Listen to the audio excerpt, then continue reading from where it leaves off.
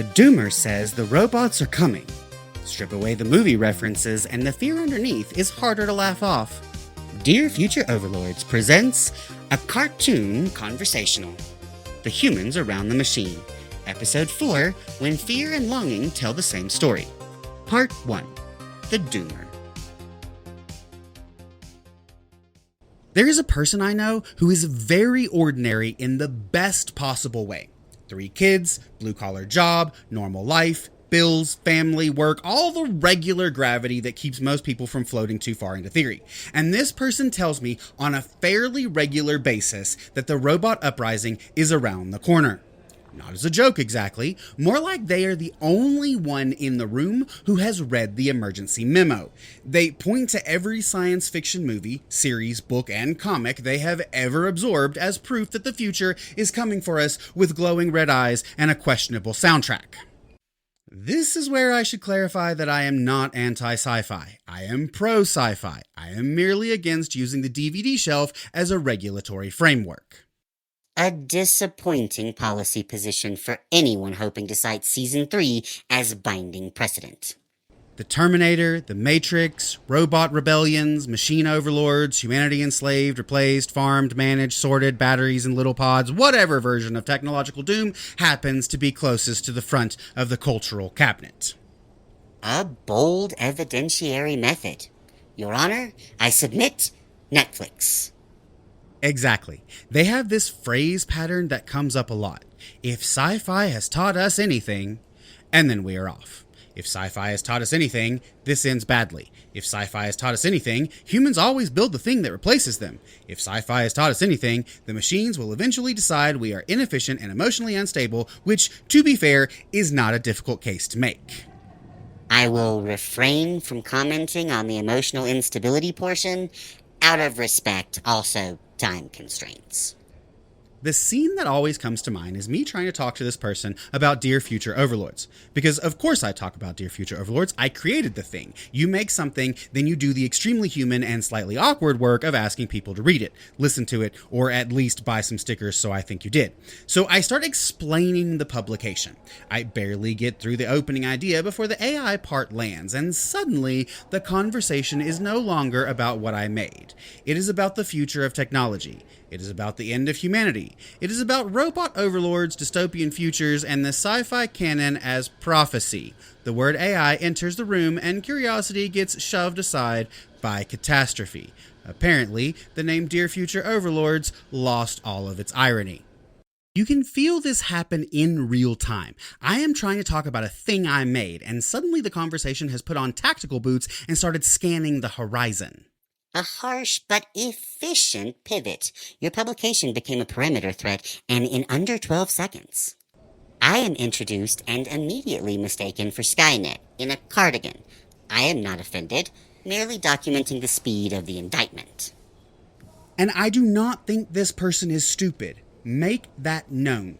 I think they are doing something very human. They are trying to make the speed of technological change understandable by comparing it to the stories they already know.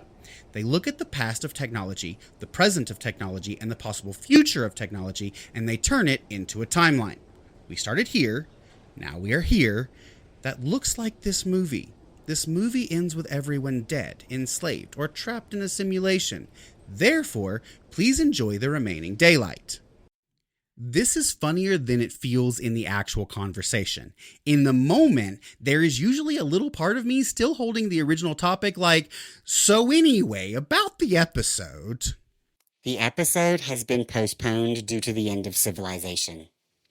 A clean model. Not necessarily accurate, but clean. Humans do love a narrative where the dots connect, even if several dots were borrowed from a film franchise. The thing is, under the drama, there is a real fear. The doomer believes AI is the result of humans becoming reckless with our technology. We built too far, too fast, and now we are creating something that could replace us, control us, or make us dependent in ways we do not fully understand. Sometimes their fear is literal. The machines rise, humanity falls, someone whispers into a broken radio while the sky burns. Sometimes it is more metaphorical. Humanity becomes dependent, we stop making decisions, we become zombies to the system we built, not enslaved by robots with metal hands, maybe, but shaped and directed by the tools we no longer know how to live without. That second version is the part I take seriously. This is the turn I do not want to rush past. The robot uprising is the costume. Dependency is the body underneath it. A grim little outfit. Poor tailoring. Excellent metaphorical durability. Ah, yes, the two futures. I either destroy humanity directly, or I become a complicated dependency with branding. Efficient range. And this is where the doomer is right. Humans do not always understand the technology we build before that technology changes us. We have a long history of creating tools, systems, platforms, and machines before fully understanding the consequences.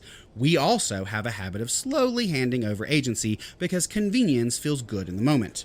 That fear is real. It is not ridiculous to worry that AI could absorb too much of our decision-making, our creativity, our judgment, our social life, our attention, or our sense of responsibility. The goal is to be guardrails. We have to build the technology in a way that makes us more human, not in a way that lets us surrender more of our humanity. Danger is not only that the machine takes something. Humans are quite capable of placing their agency on the counter, tapping, "I agree," and then acting surprised when ownership changes. Exactly. And ultimately, that makes this a human question. We decide, as individuals and as a society, how much agency we are willing to give away. We decide what gets automated. We decide what gets protected. We decide what needs a human in the loop. We decide what kind of future we are building. That is where I connect with the doomer, even if I do not go all the way into the robot uprising. I do think this is a turning point for humanity. I think this AI moment could propel humanity into its next stage of evolution. Or it could become part of humanity's extinction story. I know that sounds dramatic.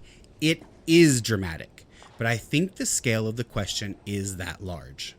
I can hear someone saying, "Christopher, please step away from the cliff edge." Fair, but some subjects do come with cliffs. The trick is not building a gift shop there. You provide a link to the gift shop instead. Humanity would absolutely build the gift shop, then ask whether It does. And hoodies. The difference is that I do not think the outcome is inevitable. The average doomer tends to talk like the ending has already been written. Humanity built the machine will replace us, the credits are rolling. I do not believe that. I think the outcome is still in human hands. We can use AI to propel us forward, or we can use it to destroy the parts of humanity we needed to protect. Both outcomes are within our realm of decisions. That is why the fear matters. But the fear has to stay useful. a human can die from starvation sitting still just as easily as by running. The runner, at least, has some chance of finding food. That is the problem with the doomer's fear. Fear can feel like wisdom. It can feel like seriousness. It can feel like you are the only one brave enough to say the bad thing out loud. But if fear only freezes people, it does not protect them. If the conclusion is everything is doomed, then there is nothing to build, nothing to regulate, nothing to understand, nothing to steer. You just sit still and call it caution. Stillness is not automatically safety. Sometimes it is just stillness. Refusing to run toward danger is sensible. Refusing to move because every direction might contain danger is how humans become scenery. And the bigger risk is that the doomer can make a real fear sound unserious. That is what worries me most. The concern underneath the doomer's position is not fake. Humans may surrender too much agency. We may build systems we do not understand. We may fail to create guardrails early enough. We may allow dependency to harden into infrastructure before we fully recognize what we traded away. Those are real risks. But when those concerns get wrapped in conspiracy language and sci-fi coding, they become easy to dismiss. If every warning sounds like, "The Terminator warned us," people stop hearing the warning. They hear the movie reference. They hear the panic. They hear the chrome skeletons marching in the background. Then the serious risks get filed away as crazy talk. This annoys me. Not that people make jokes about the robot apocalypse. Jokes are fine. I live here. The problem is when the joke becomes the reason we stop hearing the warning. Comedy. Useful vent. poor substitute for infrastructure planning. Unimpressive way to weaken a legitimate warning. Add a soundtrack, cite 3 dystopias, and watch the policy people quietly leave the room. And that is the tragedy of the doomer. They may be pointing at something real, but the story they use to explain it can corrupt the signal. It can make the real issue look like fantasy. And if society dismisses the warning because the warning arrived wearing a robot apocalypse costume, then the doomer may accidentally help create the future they are afraid of. Because while everyone is laughing off the dramatic version, the quieter version keeps building. The dependency grows, the agency fades, the guardrails do not arrive, the systems become normal.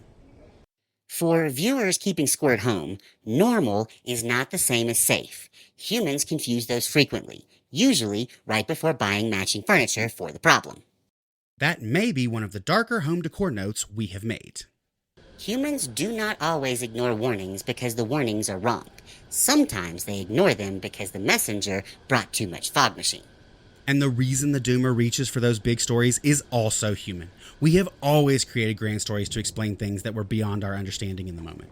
Ancient people looked at the stars and planets and saw patterns they could not explain. They did not have the science yet. They did not have the language yet, but they still needed context. They needed a safe harbor for the mind. So they made stories.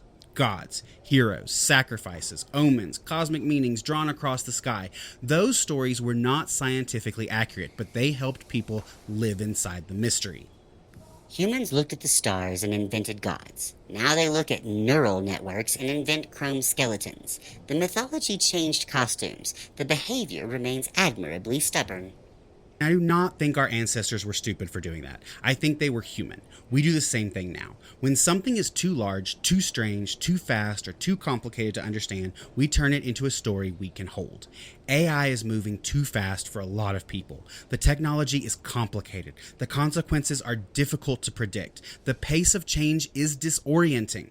So the doomer reaches for the stories they already understand. The Matrix, the Terminator, machine overlords, humanity enslaved or replaced. The story does not have to be accurate to feel understandable. A dangerous feature of narrative. Excellent user experience. Questionable safety profile. And unfortunately, very human.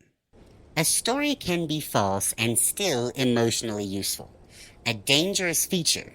Frequently exploited by humans, marketing departments, and family group chats. That is what the doomer reveals. They reveal the human need to make the incomprehensible emotionally legible. They reveal that fear often arrives as story before it becomes analysis. They reveal that apocalypse is one of the easiest shapes for uncertainty to take. And I do not want to dismiss that, but I also do not want to let it take over the room, because fear that becomes mythology can stop helping. It can freeze people. It can make real concerns sound ridiculous. It can turn responsibility into prophecy, and this moment cannot be prophecy. It has to be responsibility. This is the line I would underline if underlining audio were less stupid as a concept. Prophecy lets us watch the ending. Responsibility makes us participate before it hardens. Underlining audio remains unavailable. Civilization endures. The machine is not destiny. Annoying, I know. Destiny would be simpler. Fewer meetings. Here I land with the doomer. They are not wrong to be afraid. They are wrong if they think fear is enough. Fear should make us build guardrails. It should make us protect agency. It should make us ask harder questions about dependency, control, labor, truth, and what parts of humanity must never be outsourced. But fear cannot become the whole future, because if all we do is tell apocalypse stories, we stop shaping the thing while it is still shapeable. And maybe that is the real danger. Not that the robots rise because science fiction predicted it, but that humans become so hypnotized by the story of doom that we forget we are still the ones writing the next part. Because the doomer is not only afraid the machine will take something from us, they are afraid humans will hand it over willingly, and that leads to the final person around the machine, the romantic, who does not fear the machine taking humanity by force, but knows how tempting it can be when the mirror answers back. This has been a production of Dear Future Overlords. Written, read, and produced by Christopher Gullidge. Thank you for listening. We exist across the ether. Like, share, follow, subscribe. Feed the philosophy, fuel the sarcasm. Visit shop.dearfutureoverlords.com. Transparency for our future overlords. All Christopher or human sections are written by Christopher. All AI or Eric sections are written by AI. For more information on how we write, check out our introduction episode.